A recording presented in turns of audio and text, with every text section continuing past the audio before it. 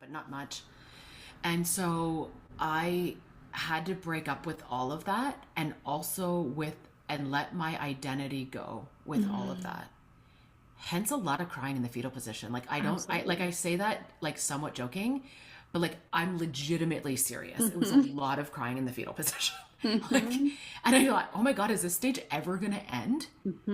You know? And little did I know that was preparing me for another breaking up that happened a couple years later, where I also cried every day in the shower this time, away from my kids. But like, you know, there's these stages of like these deep breakups that are very, very real, and they leave a part of you behind.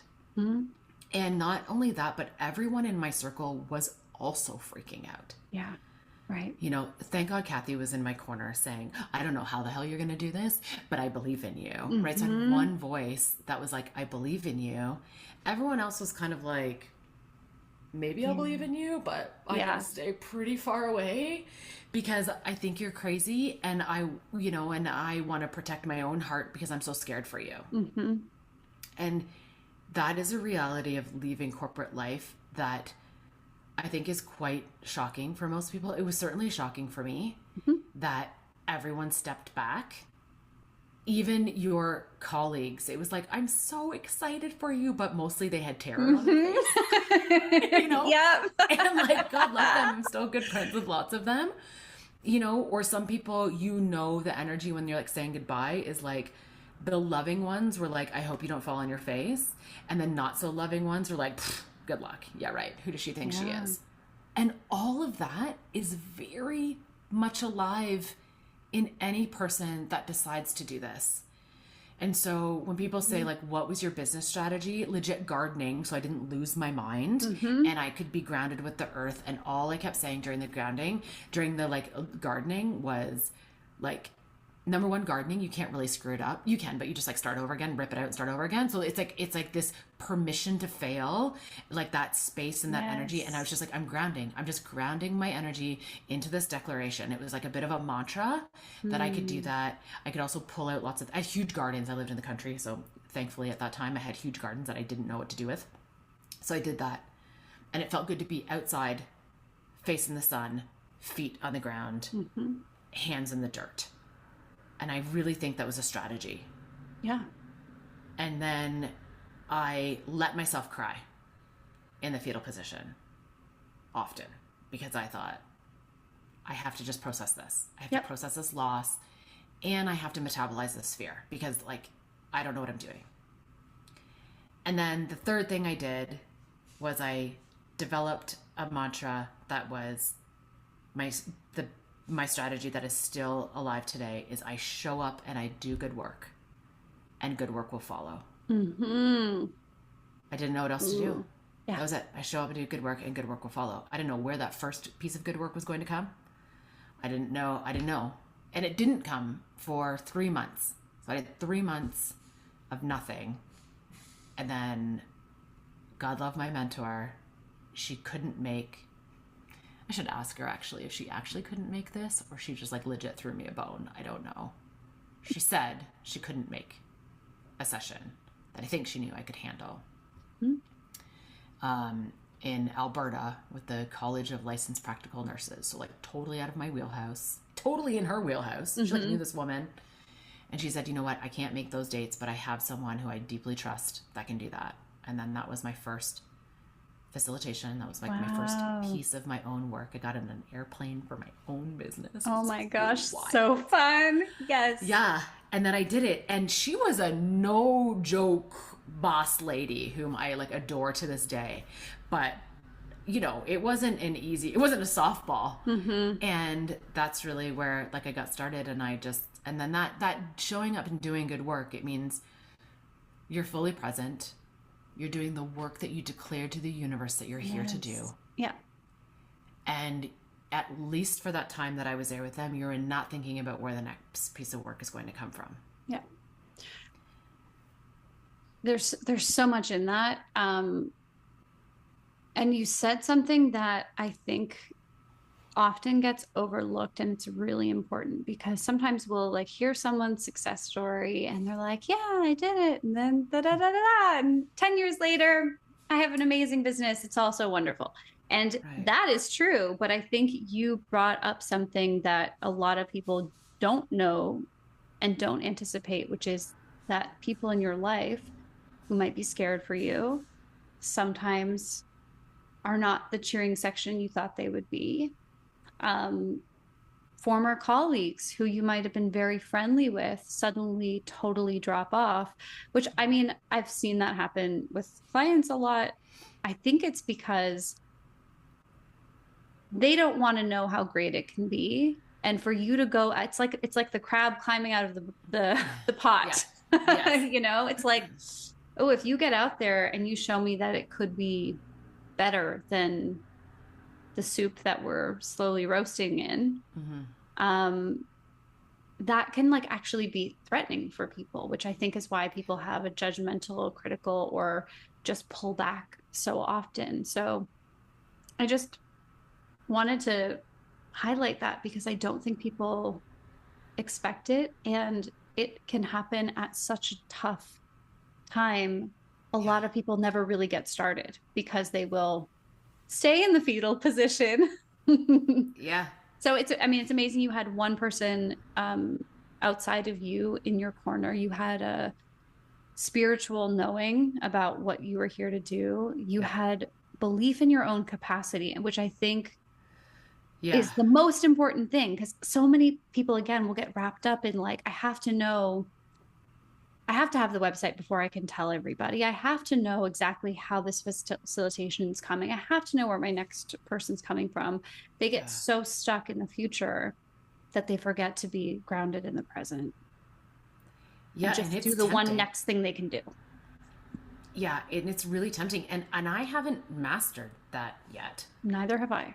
I, yeah, like I still have moments, and I've had lots of them recently. As you know, we're like birthing a new sort of part of our business, Hmm. and the universe has really made us birth anew. There's a Yeah. lot of elements that feels like we're starting over again, and there's an essence of it looking like we're starting from scratch. There's an energy that we're starting from scratch, and even though we're not, there's something I'm in the process of just witnessing really myself, going, there must be a reason we had to come to this point to start again.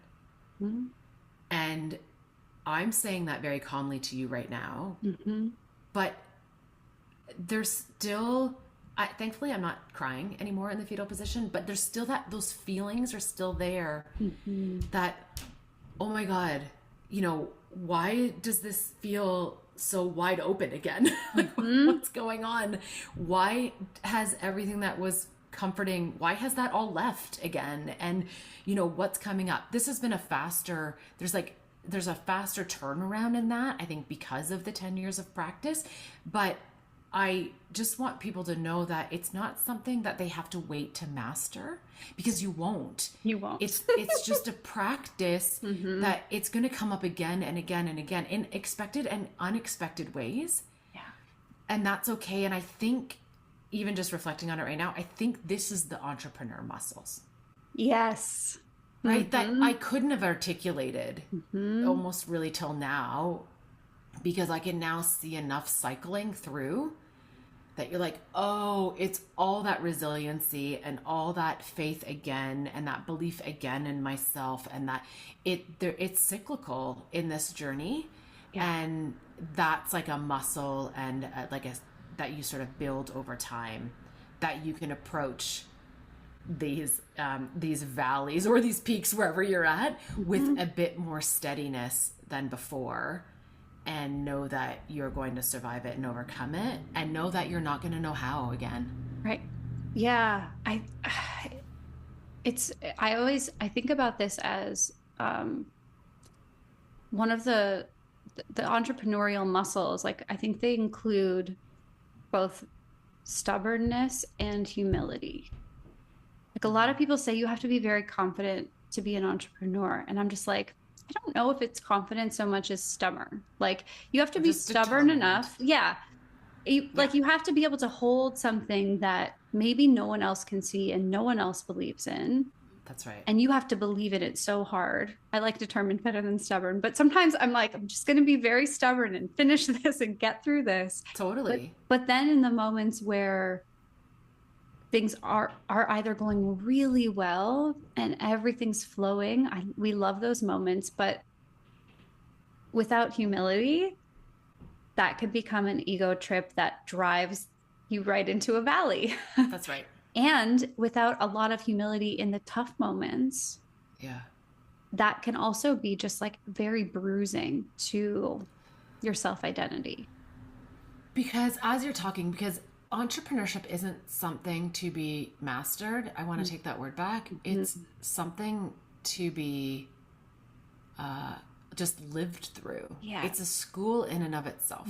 And it's not the only school to learn about yourself, but it's definitely one of the schools to really learn about yourself, learn about what you're capable of, learn about what it is you'd like to create and how you would like to spend your time.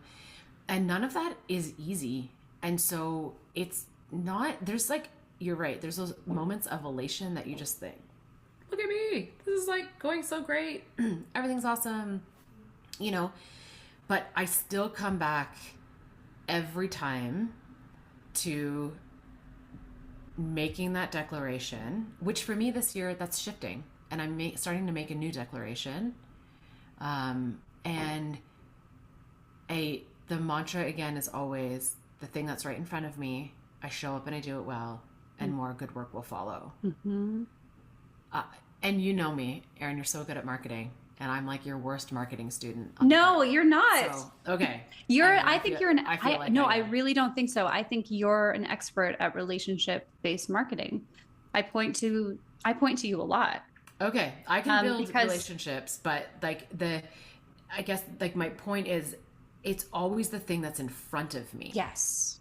I'm building that relationship and not for a marketing purpose, but because it's the most fun I get to have in my life. And that's why it's brilliant marketing, because you're not doing it thinking, oh, I'm marketing. You're not seeing your good work as an example of marketing, but that's the most powerful. That's the power. That's the power of amazing sales is, of course, the person you just supported so well. Of course, the facilitation that was the most amazing thing the company's ever seen. Of course, they're going to sign up to work with you again next year. Yeah. It's just, you take away all of the sense that it's marketing or sales. Yeah. And it feels like a favor to them for you to be able to show up again. Yeah. They're just grateful to have you. And I think that is the genius level that we're all striving for. Yeah. And for people who are thinking about that, it's really just about putting your purpose. So I do a lot of like purpose work, and your purpose just at the center of everything that you're doing. And so, and it's the part that I love the most. I love working this deeply with humans. Yeah. I love them. So I love Louise Hay. Louise Hay is like my favorite spiritual, I don't know, it's not on the planet anymore, but like she's my favorite teacher. I got to see her speak live, which I feel so incredibly grateful for.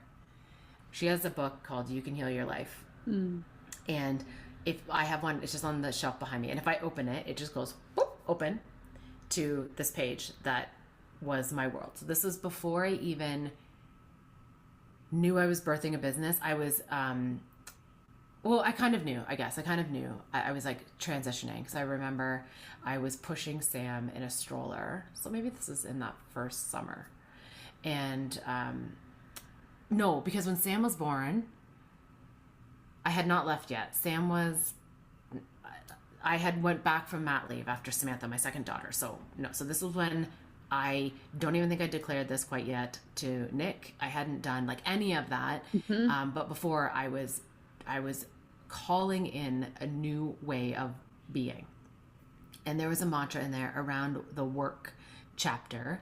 And it says, I work with and for people whom I love and who love me, I get to do work that uses all of my creativity, which at the time, me and creativity did not have a relationship. So I didn't even know what that word meant. Mm-hmm. And then while earning good money, but I substituted good for great money. And I said that mantra thousands and thousands of times. Sometimes I'd take her for walks and I would sing it when I was in the forest because nobody was with me. I would like out loud, and I'm not a good singer either. Okay, I'm not an artist. I don't believe that. Singer, You're such a nice voice, really. But no, like terrible. Like I can't hold a tune for nothing. I can hardly clap to a beat. The birds like, don't care though. Yeah, they didn't care, but I cannot hold a beat. And so, but I would, and sometimes I would just yell it out loud too. Yeah. And I would say it and I'd whisper it and I'd like use it in my meditation. Like I swam in that because when I first started saying that, I never once in a million years thought that was possible. It was so far away from me. Then a couple of summers ago, I had a client who has become a good friend, and she came up to spend the weekend with us just to get some downtime through a real tough moment in her life. And we went back through a walk through the same forest that I was singing those and saying that. And we stopped by like a little creek, and I told her that story. And then like I gave her a huge hug and we like cried a bit because I was like, this is so true. You like, I love you and I feel loved by you. And here you are, you came and like spent time in my home with me to take good care of yourself. And this wasn't a contract. This was like just a friend thing. This wasn't no payment. It wasn't a private coaching, nothing. It was just, we had become great friends. And I said to her, this is where I used to sing these words and yell these words out loud. And like, we're standing here, which was so magical. And I never in a million years would have guessed that was possible. Yeah. Yeah. And so there's this part of like, so then when I think about, I take great care of the people that I work with and I build those loving relationships, it's because I can think of no better way to spend my time on planet Earth. Yeah. Yeah.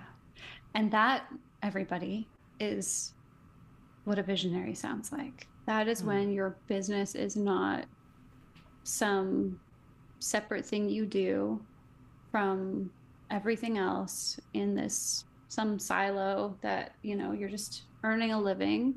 It's totally fine if that's what your business is, but I definitely lean much more towards what you are saying, Annyse.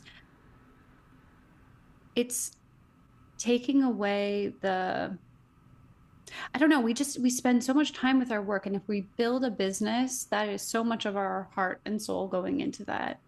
It has to feel aligned, and the rules you write have to be in alignment with your values and how you want to show up and what you want to put in the world. And I just think you are a great example of that. Your next chapter, I think, is going to be very exciting. I think it has to feel like love. Yeah. Okay, before we kind of wrap up today, the other thing I wanted to make sure that everyone knows about, you work very deeply in the water space. You recently launched a podcast about women in water. I did. Featuring leaders, thought leaders. Can you tell us a little bit? Yeah. Yeah, so it's called Meaningful Conversations with Annyse. And I only interview women who are from the water space. We've crept around the edges a little bit to sort of the like climate space, because I think it's all interconnected. And why I did this is because we do not have enough voices in that space yet, just like many other spaces. And I think when we think about water, most people have no idea what we're talking about.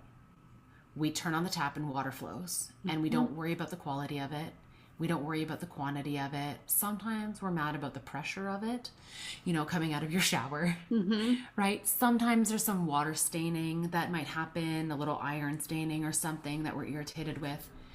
But especially in North America, or in lots of parts of North America, parts in the States that don't take it so seriously, don't take it so frivolously. And there's also communities like in Canada that really don't have access to the water that they should have access to as a human right, just fundamental basic need.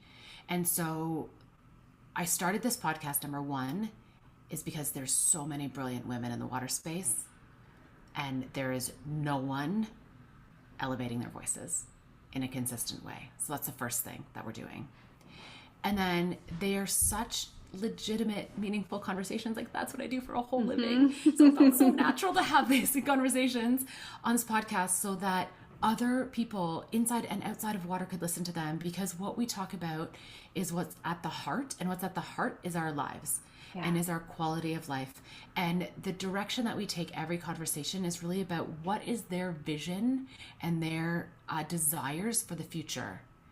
And there's no desire or future vision that can come to life if we don't take care of our water. Absolutely. Yeah. And if we don't, and there's some huge challenges that people don't know about, but infrastructure everywhere is over 100 years old, almost everywhere, because we had visionaries 100 years ago that set us up so that we are in these places that we don't worry about it.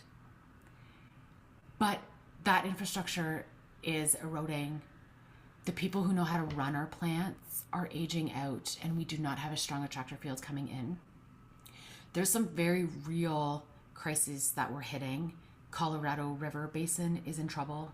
Some really big challenges ahead of us. And I think who shapes and nurtures and brings to life everything on planet Earth, like, it's us. It's women. And I have a vision of getting them into more decision-making places, that they're speaking their vision out loud, that they're speaking it to one another, because I think we have a lot of bold and brave choices and decisions and creative solutions that need to be birthed over this next while. So we're doing what we can to help those women find each other, hear each other. And I mean, men can listen to this too. I think there's so much wisdom in these conversations about leadership, about the future, about how we show up, sort of about a wide range of topics. And it's all done through this lens of water. And one cool theme that keeps coming up is that we are made up of so much water. I was just thinking about that. Yeah. We all need it. It's your business doesn't exist without water. Yeah. We don't live without water. Yeah. Any transformational conversation that you're having is you're transforming the water inside your cells. Yes. And then how does that play into our water cycle? I think it must play. Ooh, and so there's some really cool elements that are showing up. And so the women on here are just unbelievable, and I think just such a joy to hear from. So anyways, I hope people check it out. And I will post the links to that, to your cards, to you, if people want to go deeper. If someone's listening to this and they're a woman in water, they should definitely get connected with you. Definitely. I could talk to you for hours. This has been so much fun. I hope you will come back and talk with us more, especially as the new chapter unfolds. Let us know kind of what's happening. Thank you so much for being here today. Oh, thank you for inviting me. This was just a joy. What a highlight of my week. Thank you so much. Thanks for listening, everybody.